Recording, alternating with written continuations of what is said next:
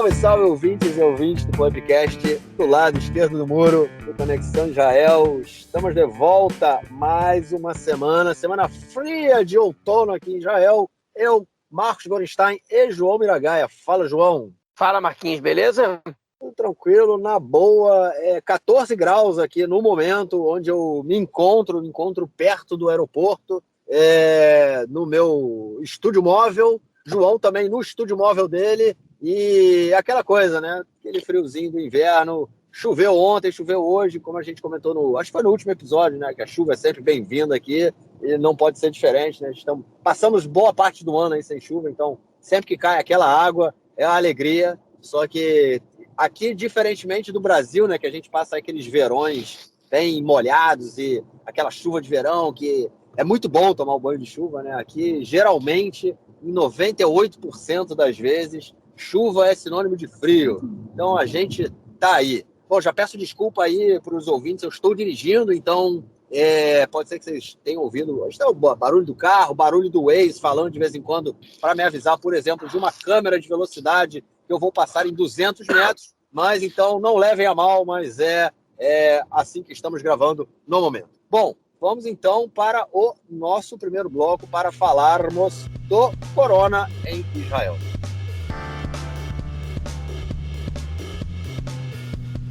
Bom, gente, comentamos na semana passada o Omicron, ou não sei como pronunciar esta variante, o nome desta variante, chegando a Israel. Essa semana a gente teve, se não me engano, ontem eu vi na televisão que eram 21 casos, isso era ontem, então não sei como, não acompanhei como está hoje, nesse momento.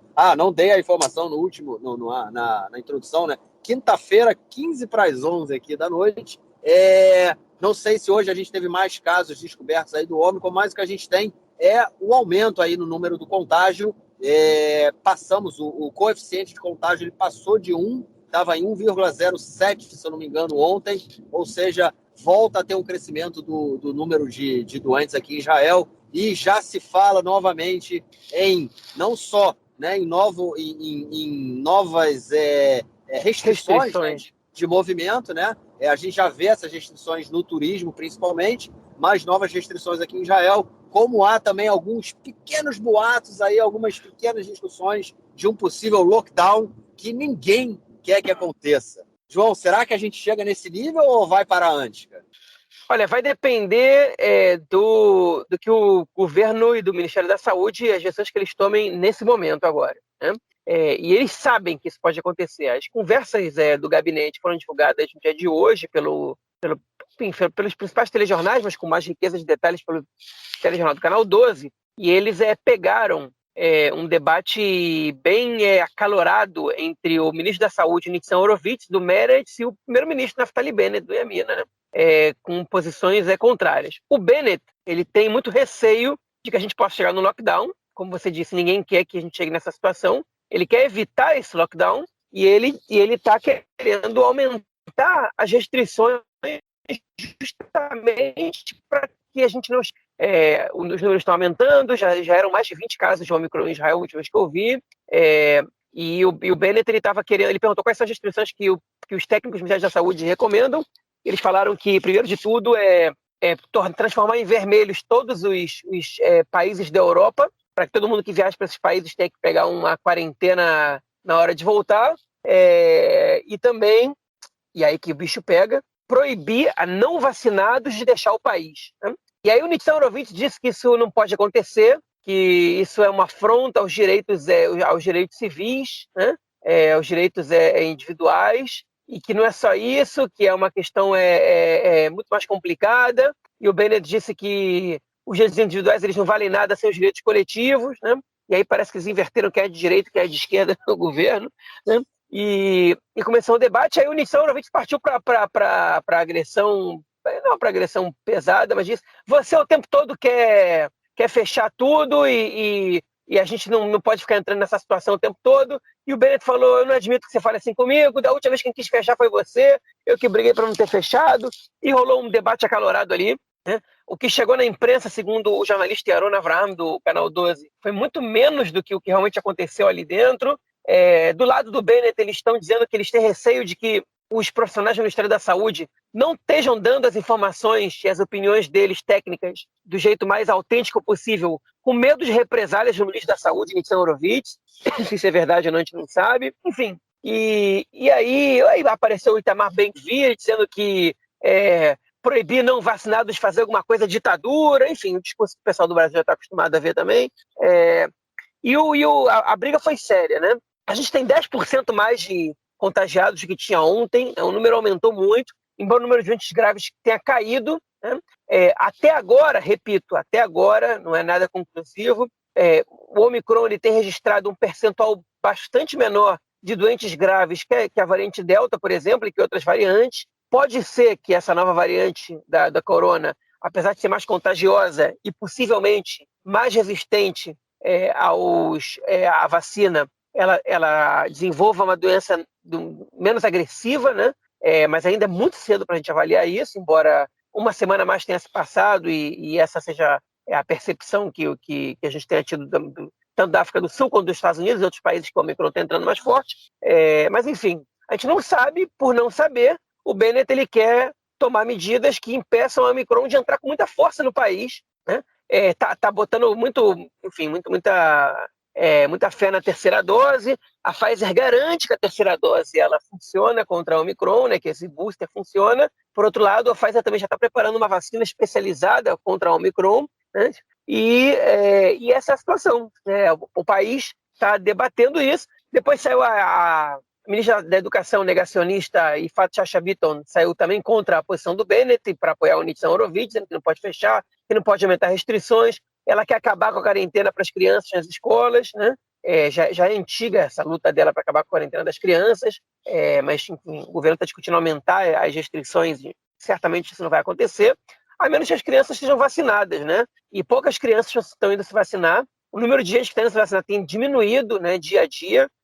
No domingo foram 8 mil, na quarta-feira foram 4 mil, diminuiu pela metade. E não é que a gente está se aproximando do número muito grande de vacinados entre 5 e 11 anos, não. A gente tem atualmente no país cerca de 150 mil vacinados na cidade e tem 1 milhão de pessoas aptas a se vacinarem na cidade, ou seja, a grande maioria das crianças ainda não se vacinou, né? E a gente está vendo aí um debate interessante, né? Que o primeiro-ministro, que é um cara de direita, ele está defendendo as restrições para não vacinados, né? A responsabilidade coletiva sobre o individual, enquanto o ministro da Saúde, que é de esquerda, né, está defendendo os direitos individuais em detrimento dos direitos coletivos, né?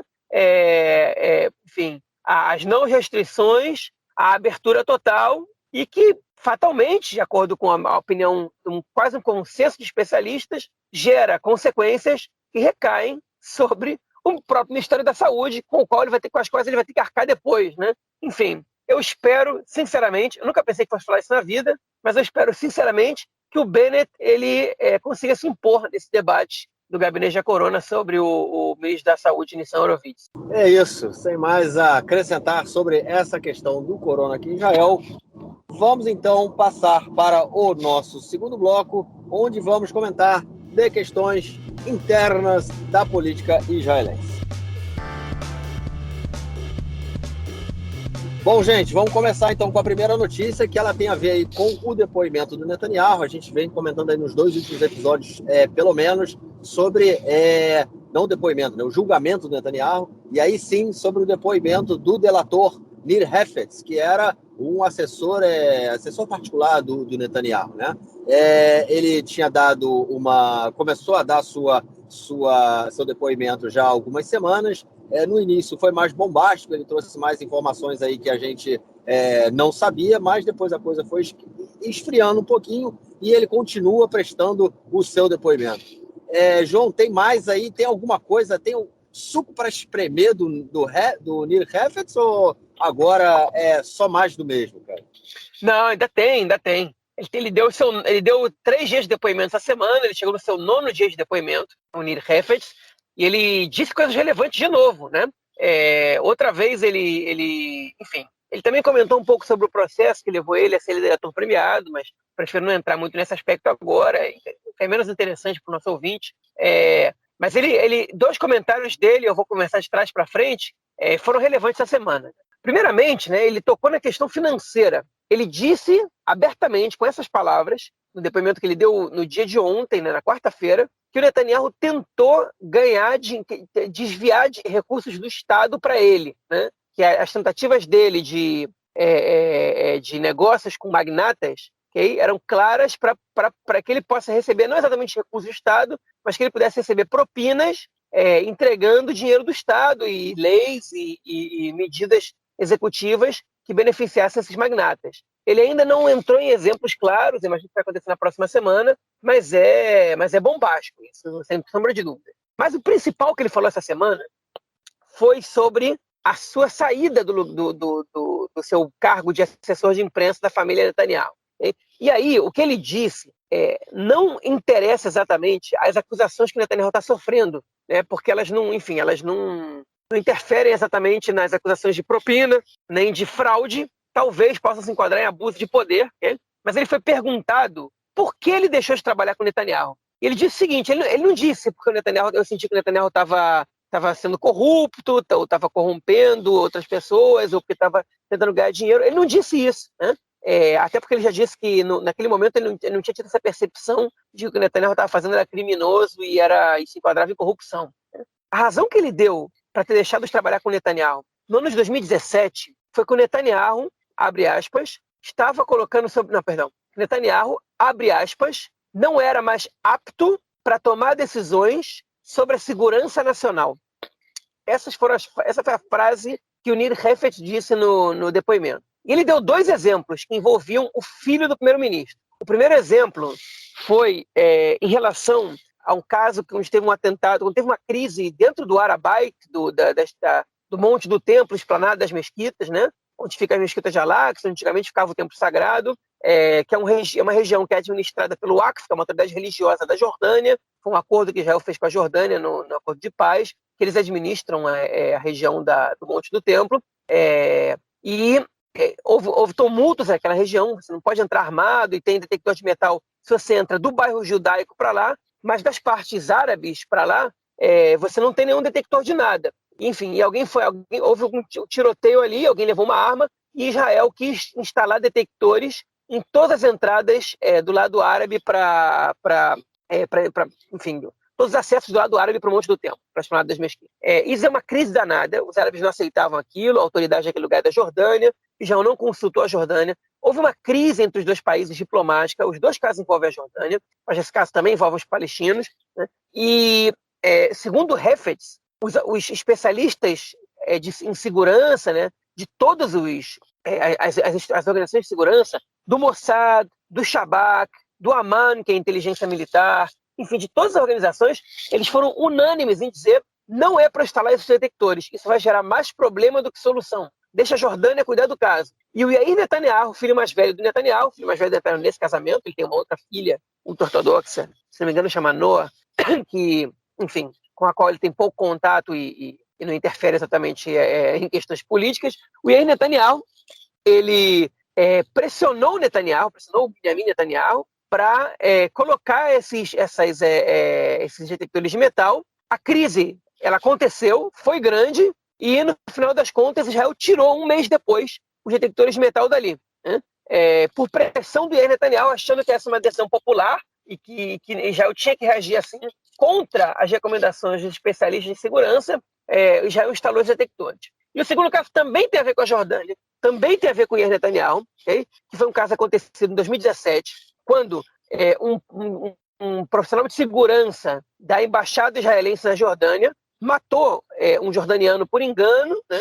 Achou que era um suspeito que ia fazer algum atentado contra a embaixada e disparou contra esse civil, acabou matando essa pessoa, foi um erro, né? O cara voltou para Israel, enfim, ele tinha imunidade diplomática, mas não tinha mais condição de ficar na Jordânia, e o Yair Netanyahu gerou uma crise, obviamente, não foi um caso que passou batido, e o Netanyahu disse para o Netanyahu, tira uma foto com ele para prestar solidariedade a ele. Isso vai ser popular entre a nossa base da direita. E o Netanyahu foi alertado, não faça isso. Isso pode gerar uma crise com a Jordânia sem precedentes. E o Netanyahu tirou a foto com esse cara estava de costas para a foto. Eu publiquei um fio no Twitter, que esse cara está comentado, eu até postei a foto lá. O cara estava de costas, porque o rosto dele não pode ser identificado. E obviamente que gerou uma crise. E o Nir Hefetz, ele disse, né, no momento que eu vi essa bagunça acontecendo, eu percebi que o Netanyahu está preocupado com a exposição frente à base dele, muito mais que com a segurança nacional, e não dá mais para trabalhar com ele. E nos dois casos aparece o Yair Netanyahu. O Yair Netanyahu, que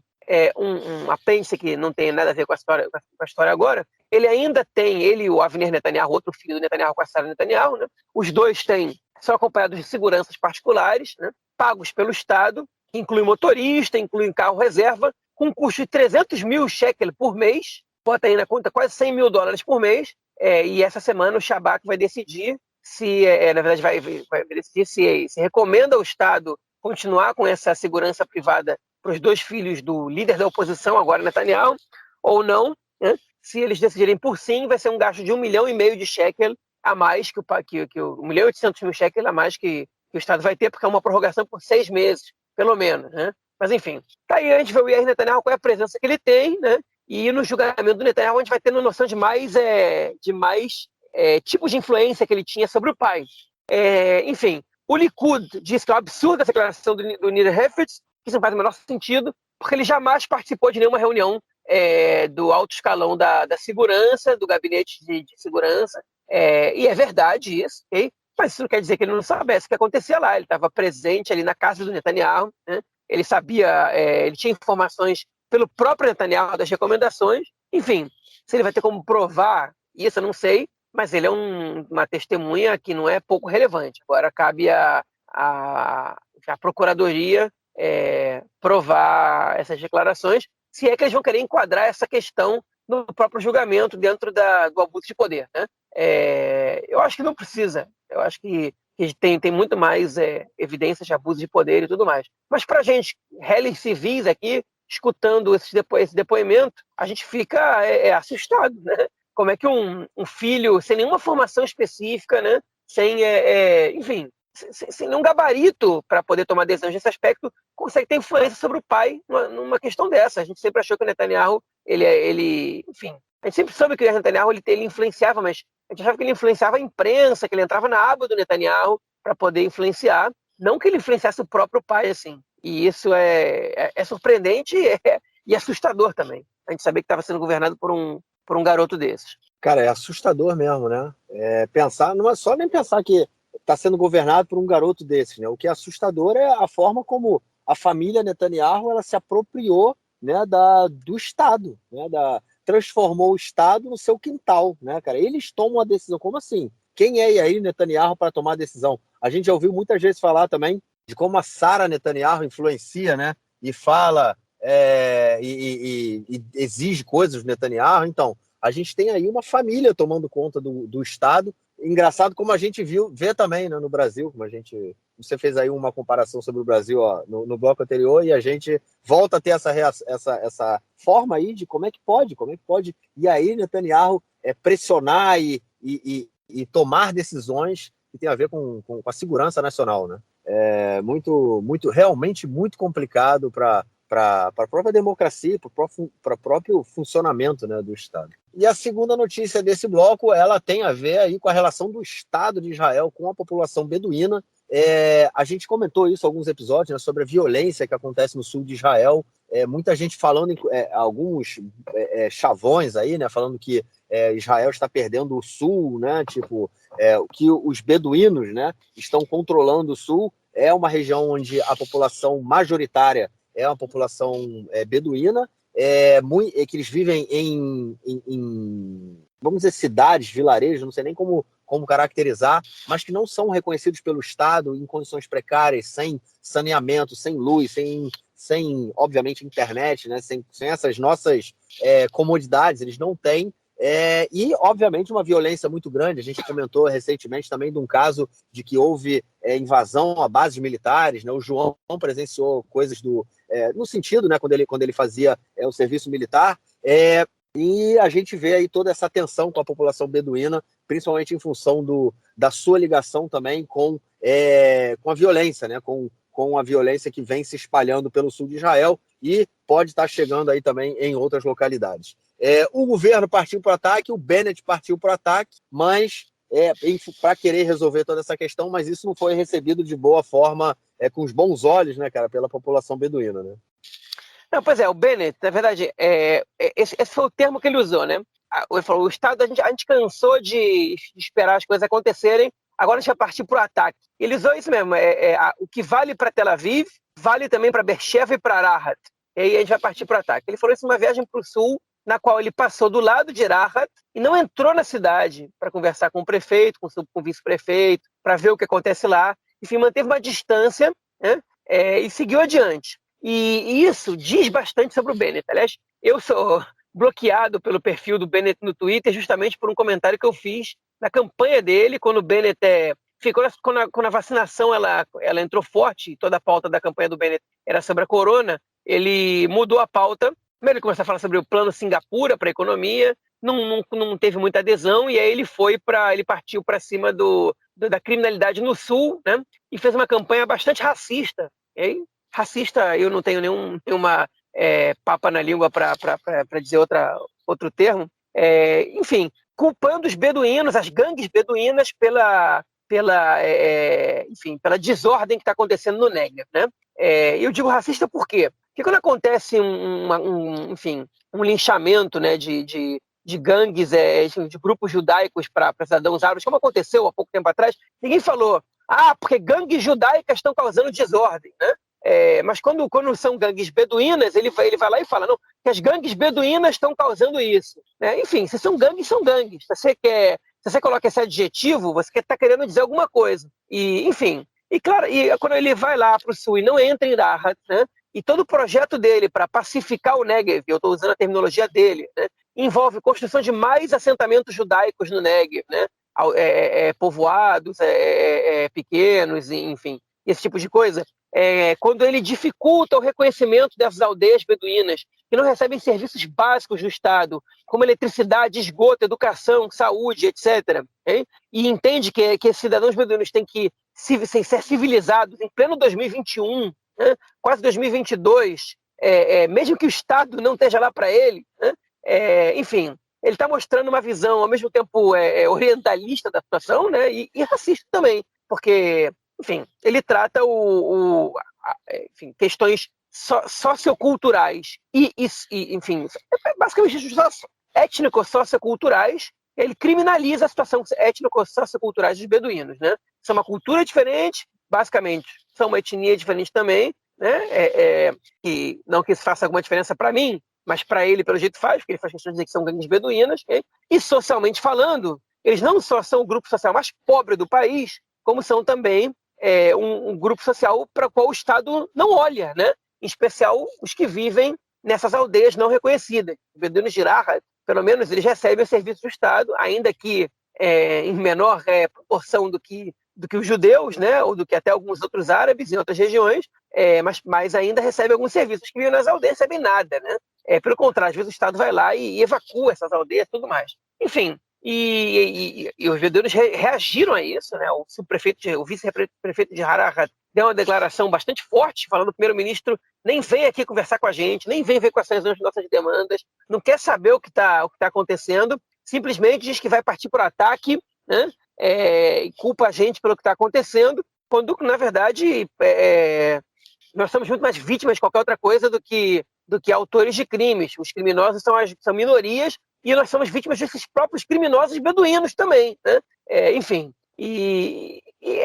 basicamente é o Estado metendo os pés pelas mãos. Eu torci para o Bennett estar certo no bloco passado e agora eu torço para que algum senso de razoabilidade aconteça nesse governo e que não permitam que o Bennett reprima essa minoria beduína que já teve mais ao lado, já foi mais entusiasta do Estado de Israel do que é hoje e cada vez é menos, justamente pela falta de cuidado total que o Estado tem com eles, né? Enfim, então eu espero que alguém faça com que o Bennett entenda de que ele está errado em relação ao que está acontecendo. Mas não sei, o cara é o primeiro-ministro, a ministra do Interior, que também tem um papel importante, enfim, é quem escreveu esse projeto lamentável de controle da criminalidade na região sul. Enfim, daqui a pouco ela vai ser ministra da Justiça também, se esse governo chegar até lá, e enfim, as outras partes do governo não parecem estar tão interessadas em resolver esse problema, com exceção do RAM, né, do Partido Árabe, que faz parte da coalizão, que tem boa parte, talvez a maior parte dos seus votos, vindo dali, dos beduínos do Negev, né? Então tá na hora do Ramo bater na mesa, dar um soco na mesa e falar: não é assim não. Quem vai dar aqui as diretrizes de como a gente vai resolver esse problema é a gente, não vai ser você. E, obviamente, com a participação do mais que perdido ministro da Segurança Pública, Homer Bar-Lev, do Partido Trabalhista. E, enfim, que parece não saber o que fazer nesse caso. Eu acho que é difícil também a questão, dando um foco aí nessa questão que você falou do Homer Bar-Lev, né, mas não só em relação a ele, não sabe o que fazer em relação a esse caso, né, mas é justamente fruto de 70 anos de abandono, né, de uma marginalização dessa população, como eu falei lá na introdução e você também complementou agora, é uma parcela da população israelense que não tem suas residências reconhecidas. As casas, assim, lembrando que o seguinte, a população beduína até o final da Primeira Guerra Mundial, vamos dizer assim, né, e com a divisão do Oriente Médio e a criação dos estados, né, que também foi a partir da Primeira Guerra Mundial, né, dos estados no Oriente Médio, a população beduína ela acaba ficando muito restrita, né? Os beduínos eles eram nômades, transitavam de todos os lugares.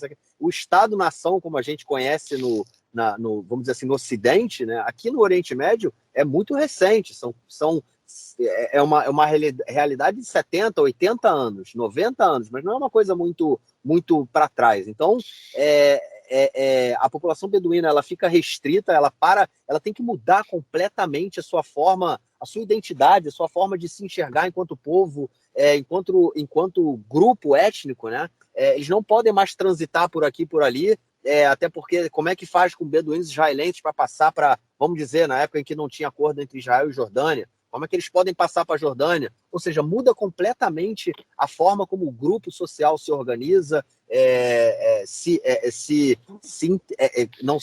interage entre si, né? E os beduínos eles sofrem muito com isso, né? E soma-se a marginalização do Estado, eles têm as suas terras não são reconhecidas, a propriedade das terras não são reconhecidas, e em algum momento isso estoura, né? Não é à toa também que a violência no setor árabe como um todo, ela anda muito alto, explodindo. A gente comenta isso, né? Comentou várias vezes, que a gente já chegou a mais de 100 casos de homicídio no setor árabe esse ano, né? Seja por violência criminal ou por violência doméstica, enfim. Mas é uma questão que acontece por conta dessa exclusão, dessa marginalização dessas populações não judias, né, dentro aqui do Estado de Israel. Eu acho que isso é uma coisa que a gente tem que prestar muita atenção, porque, na verdade, é isso, né? É isso que acontece, os números estão aí, a história está aí para mostrar isso para a gente.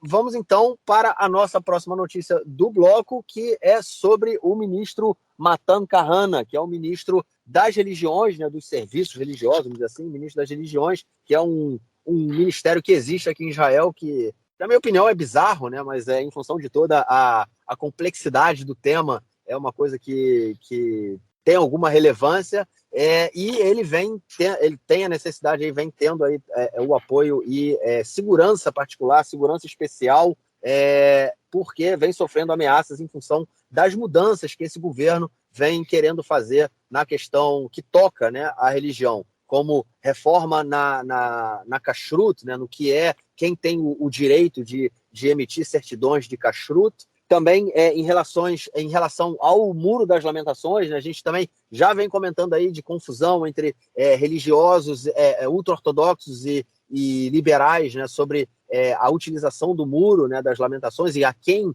deve ter o direito de dirigir o muro, né, de dirigir ali o espaço público e definir as regras, e também em relação às conversões, enfim, está tendo um monte de discussões em cima da questão religiosa judaica, né, aqui, e o ministro das religiões precisa de segurança especial porque sofre ameaças. João, eu estava quando você mandou a pauta, né, eu pensei numa coisa que alguns episódios atrás a gente comentou também que a diretora, né, do Ministério da Saúde, Sharon Price, que ela defende abertamente a vacinação para crianças, defendia o lockdown, enfim, ela também sofreu ameaças e também está andando com segurança particular, segurança especial, e agora mais um caso do ministro das religiões. Isso está virando rotina, hein, cara? Um tanto quanto perigoso. Pois é, mas impressiona, né, que o ministro das Religiões tenha que andar com segurança do Estado, né? Mostra pra gente enfim, a intolerância do público ultra-ortodoxo, ela é muito perigosa, né? Enfim, só para que o ouvinte entenda, a reforma das leis alimentares, na Kashrut, ela gerou repercussão, mas não muita. Até porque os ultra-ortodoxos, no final das contas, vão se beneficiar dela, porque ela é uma... Ela, de alguma maneira, ela tira o monopólio do rabinato sobre dar um único selo, mas ela obriga os outros lugares a estarem em consonância com o rabinato, né? Então eles têm que se cadastrar no rabinato para poder cobrar deles, menos que cobra para dar o selo. Mas, por outro lado, isso vai abrir espaço para muita gente poder dar o próprio selo, né? O que pode encarecer a comida no final das contas, em vez de baixar, né? Porque quando você cada um com o próprio selo, você vai, porque a concorrência vai baixar o preço. Essa aqui, de repente, o cara fala, a minha vale, então eu posso cobrar mais caro, e kashrut não é uma coisa simples, então, enfim. Pode ser que as pessoas queiram só comprar do mais caro, e mercados que não conseguem vender porque o cara que dá essa kashrut não é tão confiável. Tudo isso pode acontecer, né? Mas, enfim, a princípio ele acha que isso vai baratear, e isso não incomodou tanto assim os ultra-ortodoxos quanto os outros dois pontos que ele está levantando, né? Um deles é o das conversões, né? Que é um ponto muito sensível em Israel. Não se engane, ouvinte, nenhuma das reformas do Matan Kahane tira o monopólio da ortodoxia de nada, né? As leis continuam sendo as leis ortodoxas, a halachá, ao pé da letra. O movimento reformista, o movimento conservador não ganhou nenhum espaço nessa lei da conversão, como não ganhava nada da kashrut, né? Nessa conversão, simplesmente, ele quer tirar o monopólio do rabinato, da conversão, e dar para os rabinos que estão ligados às prefeituras, né? As prefeituras também têm um cadastro de rabinos que são autorizados pelo rabinato, mas eles podem trabalhar de maneira autônoma. São todos ortodoxos, obviamente, não tem rabino não ortodoxo nas prefeituras, e que eles poderiam também converter, o que, segundo o Matan Kahane, daria mais liberdade, baratearia o preço das conversões, pode ser que sim, pode ser que não, mas isso incomoda. Mas o que mais incomoda, no fim das contas, é que ele quer reviver um acordo que o Netanyahu tinha feito com as comunidades judaicas do exterior e voltou atrás por pressão do público ultra-ortodoxo, sobre o Mitveh HaKotel, que é um setor no Muro das Lamentações mais ao sul, que não é na parte mais sagrada, que chama Arhavat Israel, que facilita a entrada das pessoas para rezarem lá, da maneira como acharem melhor, né? Ou seja, que é um lugar aberto, pluralista, que os reformistas e conservadores podem entrar, pode misturar homens e mulheres, que as mulheres podem rezar com talit, filino, podem levar Sefer Torah e tudo mais, né? Para quem conhece esses instrumentos judaicos, né? Não tem muito como explicar o que é cada um deles agora, cada um tem seu significado, seu simbolismo. E esse espaço ele já existe, mas ele é muito restrito, você tem que entrar pelo centro Davidson ou por uma escadinha ali escondida, e a ideia é ampliar a abertura dele, né? Facilitar a entrada por ele, e essa obra estava encaminhada, e os ortodoxos barraram, e o Matan Kahane quer voltar com ela, enfim, que agrada, de certa maneira, o público reformista conservador, mas que não resolve o problema de verdade, né? Que o problema do Muro das Lamentações, o problema do Kotel, é que ele é administrado como se fosse uma sinagoga ortodoxa, porque não faz o menor sentido no espaço público, né? Você ter separado os homens e mulheres, você é obrigado a usar determinadas roupas, você não poder tirar foto no sábado. Esse espaço é público, não é uma sinagoga, não é um espaço privado, né? A religião ela é uma instituição privada, não é pública. Eu não tenho que ser obrigado a me comportar de determinadas maneiras no espaço público no país, mas, pelo jeito, em Israel, sim, né? Enfim, o Matan Kahane ele está tentando usar essa solução que alguns consideram que é um meio termo para todo mundo ficar tranquilo, mas que não é meio termo nenhum, porque as mulheres do Kotel, elas continuam querendo rezar no espaço de mulheres, na parte mais sagrada, né? Elas não estão satisfeitas em rezar no Arhavat Israel, e os ortodoxos estão inconformados com essa abertura do Mitveh HaKotel. Então esse é um meio termo fingido, okay? Que é um não enfrentamento à coerção ultra-ortodoxa, basicamente, mas também ortodoxa, sobre os espaços públicos do país, que eles veem significado, nos quais eles veem significado religioso. E por isso, o ministro das Religiões, um sujeito que foi general das Forças Armadas, da Força Aérea, foi piloto, foi general da Força Aérea, que já não é separado Exército, Marinha e Aeronáutica, né? A Força Aérea é parte do aparato inteiro militar, e ele foi o general-chefe, né? Como se fosse o brigadeiro-chefe das Forças Armadas, da Força Aérea, um cara enfim, com um passado militar que nunca teve que andar com segurança privada, okay? Quando tinha um cargo desse, e agora tem que andar. Um cara que é ortodoxo, né? Não é nenhum secular que nem eu, que nem o Marquinhos, okay? Um cara ortodoxo, observante, usa kippah, segue a Halahá do jeito moderno, porque é um ortodoxo não ultra-ortodoxo, é um ortodoxo moderno, igual o Naftali Bennett, né? Ainda mais religioso, em mais aspectos que o Naftali Bennett, mas enfim, está tendo que andar com segurança privada, para a gente ver o nível da intolerância da população ortodoxa em Israel.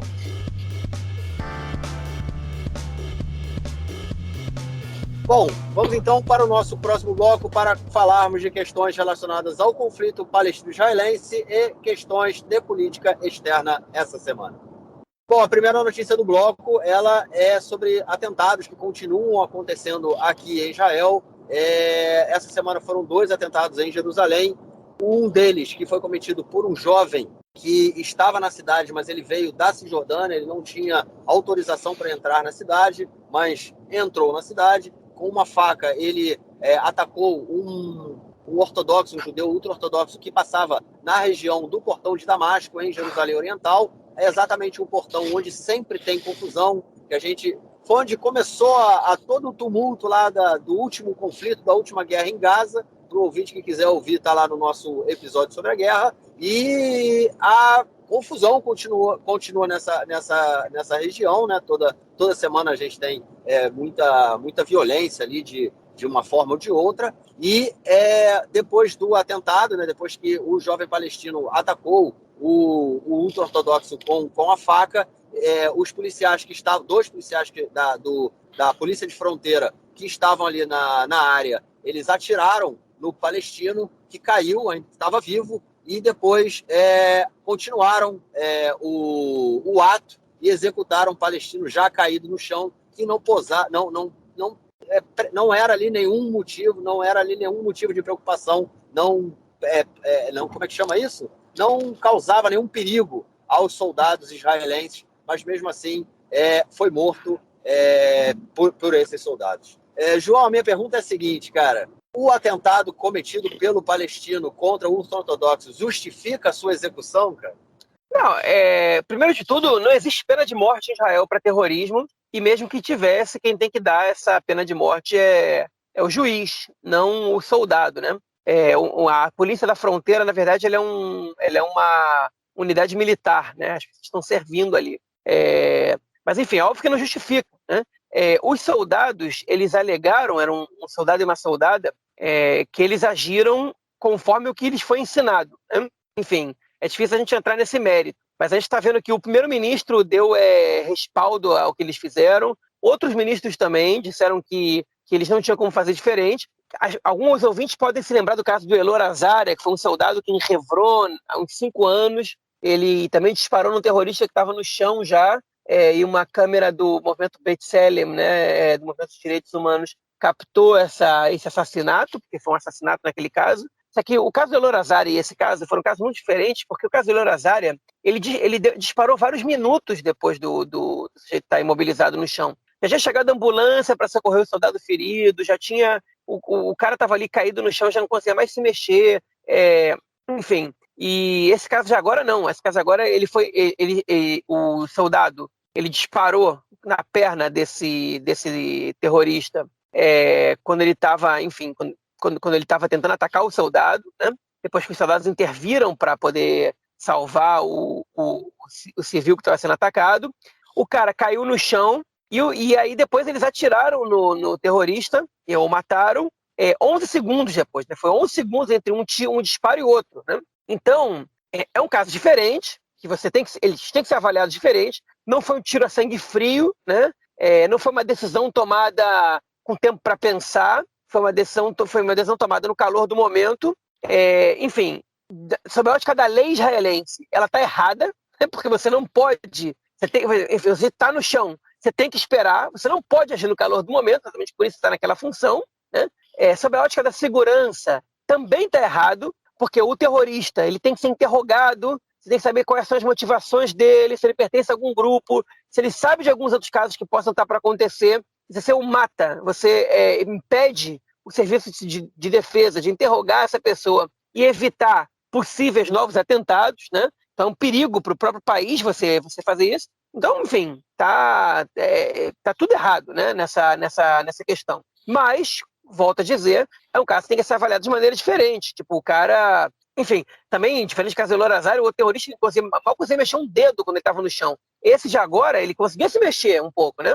Então, pode ser que os soldados ali tivessem ficado com algum receio dele poder arremessar uma faca, fazer alguma coisa.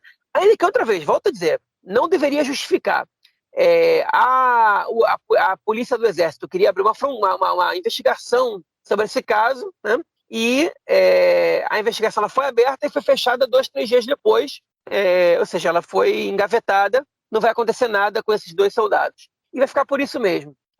Um dos argumentos que foi dado, não oficialmente, para que a pasta fosse fechada, mas publicamente, é que se você pune soldados que fizeram isso, você desestimula outros soldados a atuarem contra terroristas. Né?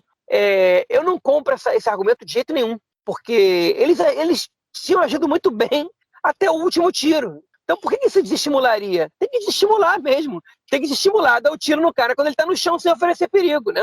Enfim, se ele oferecer algum perigo, essa investigação ela pode chegar a essa conclusão, ela deve chegar a essa conclusão, né? Olha, eles atiraram porque o soldado ofereceu, porque o terrorista ofereceu algum perigo. Então, o que você tem a temer com uma investigação dessa? Se os caras estão errados, eles têm que pagar pelo que eles fizeram, essa é a responsabilidade. E se eles estão certos, a investigação vai mostrar que eles estavam certos. O problema é que você desconfia da justiça, então o problema é outro, entendeu? Enfim, um Estado que tem lei, a lei tem que ser aplicada e não tem que ser acobertando esse tipo de coisa que você vai melhorar a sociedade e o país de uma maneira geral. E não foi legal o que aconteceu. Eu não gostei do que aconteceu e pode ser que esses soldados tivessem agido bem nesse caso. Eu não sou especialista para avaliar, eu não estava no lugar deles também. Eu vi os vídeos na televisão e isso é muito pouco para eu conseguir avaliar esse caso, ao contrário do caso do Lorazar, que era fácil, enfim, era muito fácil avaliar, e fora que alguns vídeos mais trabalhados por peritos mostravam o que ele falou também antes. Nesse caso, infelizmente, nenhum perito vai poder examinar nada porque o caso foi engavetado. Enfim, então eu não estou dizendo aqui que os policiais têm que ser punidos, porque eu não sei. A investigação podia trazer uma conclusão para a gente, mas não vai ter. Então, enfim, fica muito feio para o Estado. Fica parecendo que é um Estado que não tem lei quando a vítima, né, não a vítima exatamente, o cara, enfim, tentou matar um civil inocente, né? Mas, enfim, quando no caso a vítima, e pode usar aspas ou não, é um palestino e os possíveis algozes não, né? São judeus israelenses. Eu não gosto dessa situação nem um pouco, me deixa desconfortável, me deixa bastante inconformado, e eu acho que foi um erro profundo, grosseiro do Estado de não seguir com as investigações sobre esse caso. Eu tenho uma opinião um pouco diferente nesse sentido. Eu acho que os vídeos, né, pelo menos que estavam na televisão, e aí quando é um tipo de atentado assim, né, são coisas que durante uma reportagem, vamos dizer assim, de 5 minutos, né, um vídeo tem 10 segundos, eles passam o vídeo durante toda a reportagem, né, que é uma coisa assim, impressionante. E não só durante a reportagem, eles vão passar isso o dia inteiro. É maçante. Isso é em qualquer caso de atentado ou guerra ou não sei o quê. A gente vê a mesma imagem 800 vezes. É uma coisa assim que chega a dar enjoo. Mas, enfim, os tiros finais, né, que mataram ali o cara estava caído no chão, os soldados estavam longe dele, não estavam ali do lado do cara, estavam alguns metros de distância. Ou seja, mesmo que o cara jogasse uma faca neles, entendeu? Que o cara não fez, entendeu? O que os soldados alegaram depois é que o cara os ameaçou com a faca. Pô, você tem um cara no chão com um tiro caído, com uma faca na mão. Que realmente que perigo ele oferece ali, né? E eu acho que é justamente isso que você falou sobre a forma como a população palestina é tratada pelas forças de segurança, entendeu? Não vale, não tem valor. Entendeu? Eu vou usar a mesma expressão que eu usei alguns episódios atrás, que quando a gente falou, se eu não me engano, sobre alguns palestinos que estavam sendo mortos também na Cisjordânia pelo exército israelense. Como no Brasil, né, não tem aquela música, a carne mais barata do mercado é a carne negra, que fala muito isso do Brasil, né? Aqui é a carne árabe. Né? Eu acho que isso diz aí, encaixa no seu comentário final, que você fala como o Estado lidar com isso. E é justamente assim, quando a gente tem um cidadão árabe, um árabe que comete um atentado, ou seja lá o que for, a reação e relação do Estado em relação a ele e ao que ele cometeu é diferente do que é em relação a um judeu. Isso é sem sombra de dúvida, isso é alguma coisa que acontece constantemente. E realmente é estarrecedor, né? Estarrecedor, que é uma narrativa que ela é construída constantemente, diariamente na televisão. Um terrorista, terrorista, terrorista, terrorista, e, enfim, mais uma vez, a gente, o que se constrói é que a gente vive numa situação normal, onde nada de anormal acontecesse na nossa realidade, e simplesmente é um jovem maluco que resolveu matar a facas um ultra-ortodoxo que caminhava ali pelo portão de Damasco. Me dói muito ver um negócio desse, e além das cenas em si, né, da filmagem em si, dá aquela embrulhada no estômago. Mas é mais do mesmo aqui em Israel, né? É uma cena que se repete praticamente toda semana. E a próxima notícia do nosso bloco, ela é sobre um muro aí, mais um muro, né? Uma cerca de segurança que foi finalmente terminada entre Israel e Gaza, que promete aí trazer maior tranquilidade, principalmente à população israelense que vive do lado de cá do muro, né? Que muitas vezes tinha receio de ser de no meio da noite bater de frente aí com terroristas vindo de Gaza que passaram por túneis. Agora, aparentemente, esse novo muro, essa nova cerca, vai impedir esse tipo de ação dos militantes do Hamas e da Jihad Islâmico, e podendo trazer aí alguma garantia para essa população do sul do país. Mas, João, a pergunta é a seguinte, cara. Não seria mais razoável tentar resolver o conflito do que ficar construindo muros, cara? Ou é só mais barato, cara? Não, seria, mas aí eu acho vendo uma olhada se a gente ficar falando de novo sobre isso aqui. Então eu vou dar uns detalhes sobre essa construção de agora, que eu acho que, enfim, que não é pouca coisa, não. O muro tem 65 quilômetros enfim, de prolongados de comprimento, né? Tem uma altura de 6 metros para cima, né? E tem uma altura... Tem também uma profundidade para baixo, né? Ele para evitar a construção de túneis. Durante a construção desse muro, vários túneis foram bloqueados e destruídos ali, túneis do Hamas com a entrada em Israel. Israel não publica quantos metros por baixo da terra tem o túnel, justamente para que o Hamas não saiba e não construa, enfim, túneis por baixo do muro, né? Que eles vão ter que descobrir sozinhos, né?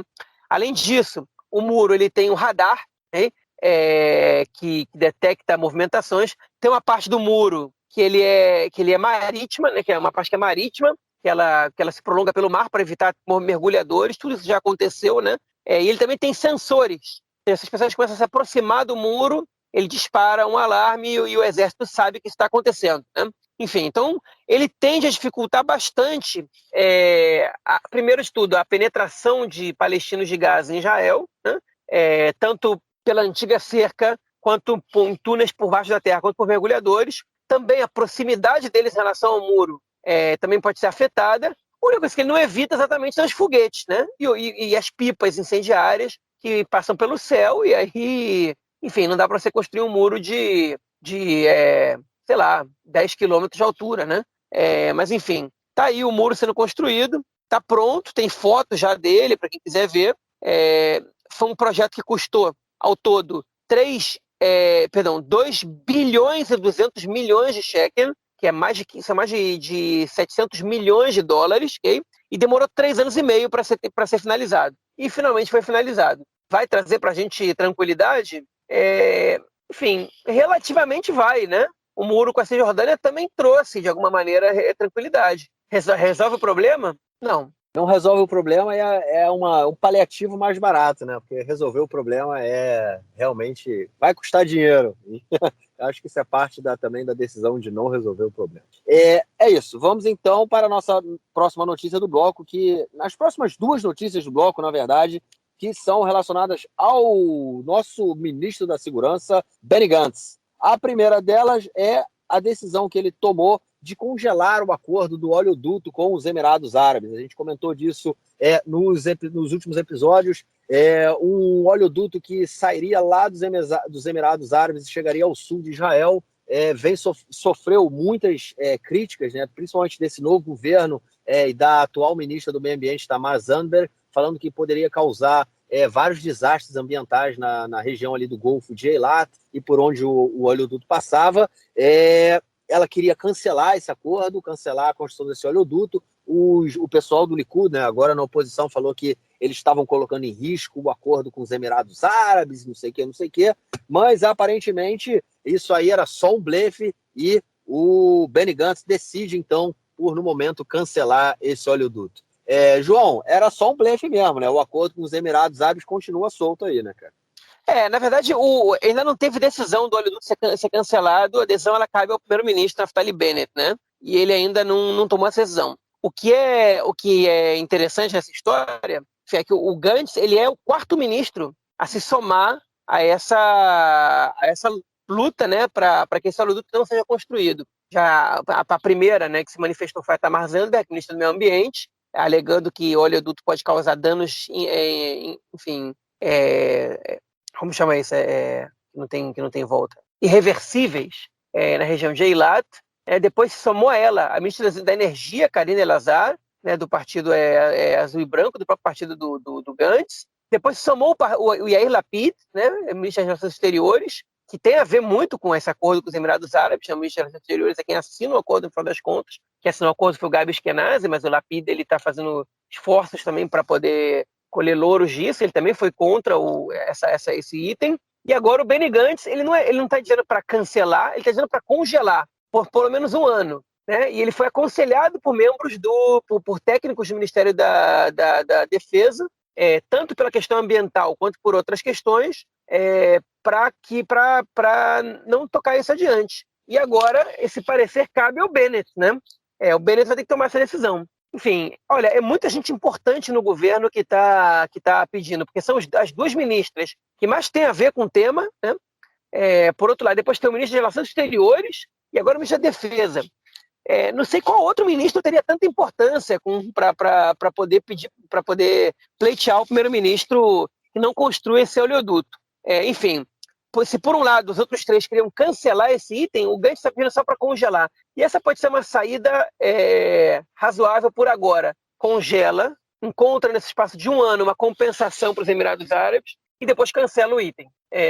Enfim, eu acho que vai acabar congelando. Bom, e a próxima notícia desse bloco, como eu falei anteriormente, também é relacionada aí ao Benny Gantz, só que dessa vez temos que levar em consideração aí o Irã. Pois é, o que isso tem a ver? A gente tem acompanhado aí que o acordo entre as potências do Ocidente com o Irã, né, o acordo nuclear, não caminha muito bem. No momento, né, no presente momento, ninguém acredita que esse acordo vai sair do papel. Muito se fala que o Irã enriqueceu o período, desde que os Estados Unidos se retirou do acordo. O Irã aproveitou essa oportunidade para enriquecer o urânio e para desenvolver o seu projeto nuclear. E Israel começa realmente a pensar de forma mais séria em outras possibilidades para impedir com que o Irã chegue a uma bomba nuclear. E o Benny Gantz foi aos Estados Unidos para tentar ver o que ele conseguia tirar do governo americano em relação a isso, e também a construção de um plano em conjunto para impedir que o Irã chegue à bomba nuclear. João, será que sem o apoio dos Estados Unidos, Israel não vai atacar o Irã, cara? Não, você precisa de apoio. Na verdade, o dinheiro dos Estados Unidos já é fundamental, né? Porque os Estados Unidos contribui para o Ministério da Defesa israelense, parte importante do orçamento da defesa vem dos Estados Unidos. Mas aqui, na verdade, tem duas notícias aí, né? A primeira é que o Gantz ele quer que os Estados Unidos coordenem um treinamento, obviamente isso envolve recursos, mas coordenem um treinamento de ataque ao reator nuclear iraniano. Aparentemente, Israel voltou a preparar a Força Aérea para um ataque ao reator nuclear de Natanz, no Irã. Né?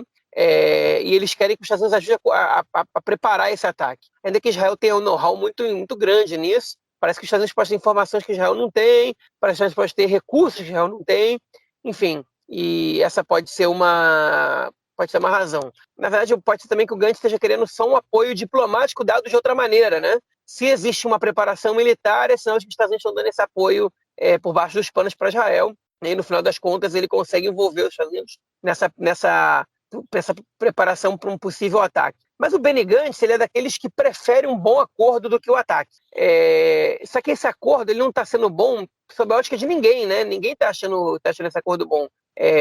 Nem os Estados Unidos, nem a União Europeia. E eles não estavam muito otimistas, mas eles voltaram a negociar hoje. Né? E, enfim, e a ideia é aumentar um pouco, o Gantz ele foi pressionar também o secretário de Estado dos Estados Unidos a aumentar as sanções. Diz o seguinte, olha só, se a gente não sair com acordo, a gente vai aumentar as sanções e vocês vão se ferrar. Essa é a pressão que o Gantz está fazendo. Vai funcionar? Não sei. Né? Difícil um país pequeno pressionar um país maior.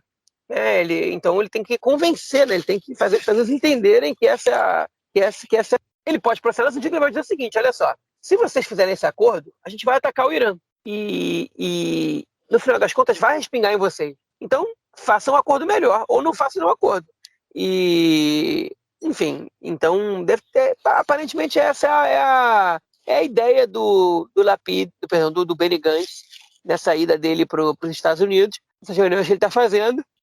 Vamos ver se vai funcionar ou não, mas a gente não vai descobrir isso depois de amanhã. A gente vai descobrir isso daqui a bastante tempo. É isso. Vamos então ao nosso próximo bloco para ouvir o comentário do spotter do camarada Nelson Burdi. Manda, Burdi!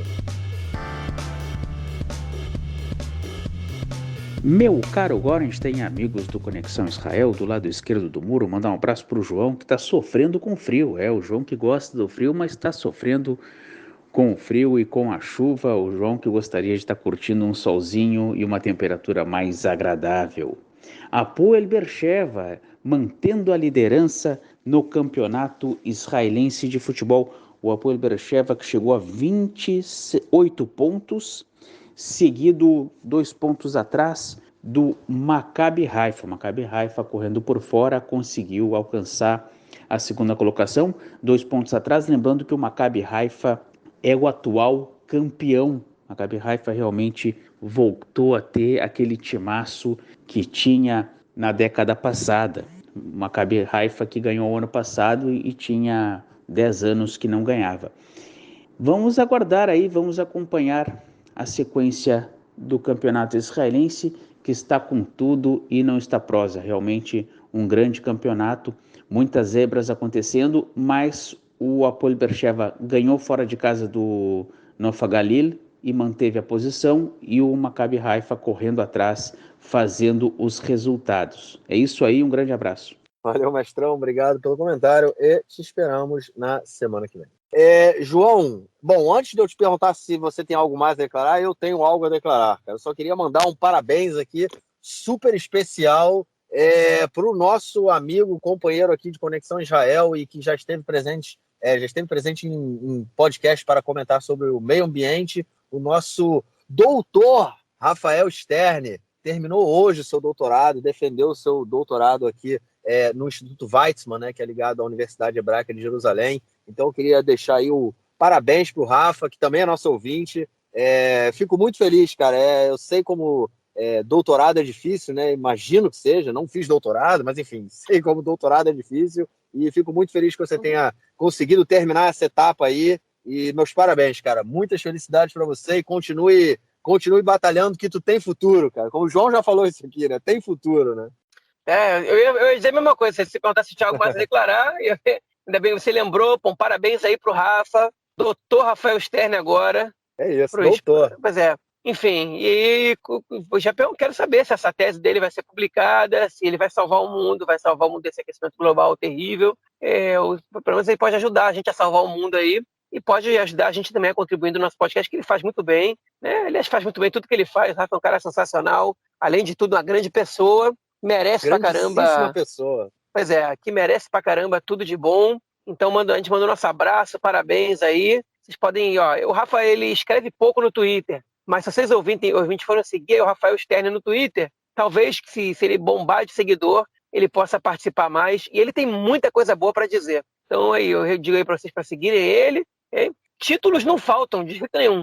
Enfim, imagino que ele vai migrar daqui a pouquinho para um pós-doutorado no exterior, porque aqui é condição para as universidades do país para você selecionar um pós-doutorado no exterior. Então é bem provável aí que o Rafa daqui a um tempinho parta para uma experiência fora de Israel também, para poder voltar e ser professor aqui, se é que são os planos dele, né? Foi isso que fez o nosso outro camarada aí, Yair Mal, né, que fez um pós-doutorado nos Estados Unidos e hoje é professor de física da Universidade Hebraica de Jerusalém, também doutor, né? Aí então, pois é, agora temos um segundo doutor na equipe do Conexão Israel. Segundo, acho que o Nelson não sei ainda se terminou o doutorado ou não. Mas enfim, o Nelson tá a caminho, Pois é, então temos o nosso segundo doutor aí no Conexão Israel, que enche a gente de orgulho, hein? Enfim, verdade. E é isso aí. Abraço, Rafa, parabéns. E fora isso, a única coisa que eu quero acrescentar é mandar um parabéns para minha mãe, que fez aniversário anteontem, dia 7 de dezembro, que também é ouvinte do podcast. Parabéns, legal. Curioso, sua mãe faz aniversário no mesmo dia que meu pai fazia aniversário.